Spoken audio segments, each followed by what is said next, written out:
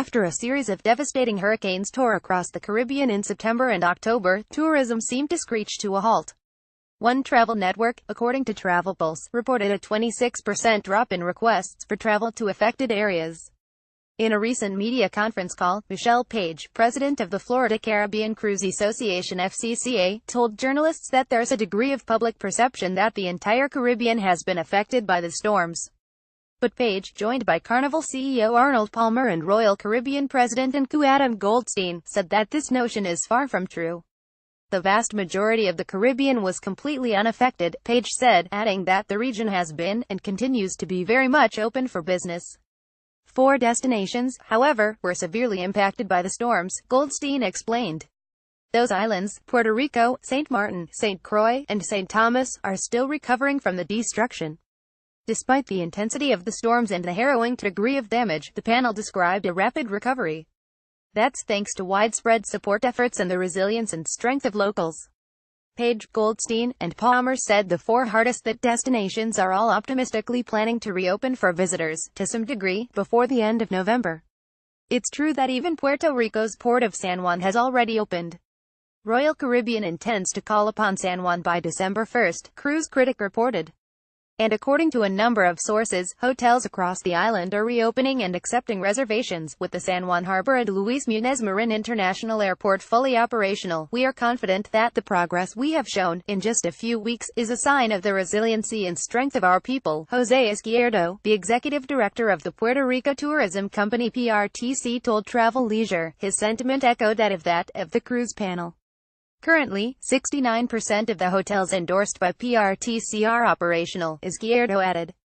Of course, travelers need to keep in mind that while these islands may be welcoming back tourists, not everything is as it was before the storm.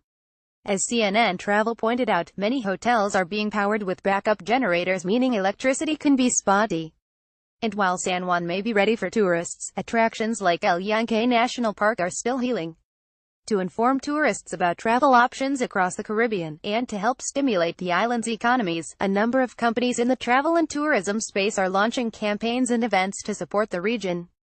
The FCCA launched CaribbeanISAPen.com to generate awareness, and according to Skift, AAA Travel is also launching a Caribbean is Open for Business campaign, highlighting destinations like Antigua, Jamaica, Curaçao, and the Cayman Islands. Map of Caribbean islands affected by the hurricanes. A detailed map produced by Travel Weekly shows the paths of the trio of hurricanes that spiraled across the Caribbean this fall. Moderate damage is depicted in the Bahamas, Turks and Caicos, Cuba, the Dominican Republic, St. Kitts and Nevis, Antigua, and Guadeloupe. Massive damage was done to the islands of Dominica, Barbuda, St. Martin, Anguilla, St. Bart's, the U.S. Virgin Islands, St. Croix, St. John, St. Thomas, Puerto Rico, and the British Virgin Islands including Tortola. Why travelers should plan a trip to the Caribbean. While it may seem counterintuitive to visit islands that sustained damage in the season storms, many of these destinations have economies that rely heavily on tourism.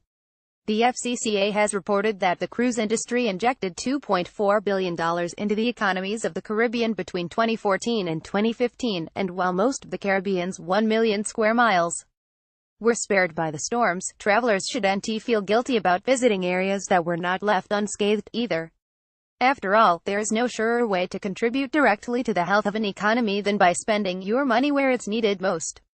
Continuing to visit us, Izquierdo said, supporting our local businesses, and giving back through community rebuilding efforts are the best ways for travelers to support us on the tourism front. Other ways to help. If planning a vacation to the Caribbean isn't in the cards for you, there are other ways to help victims of the hurricanes, too.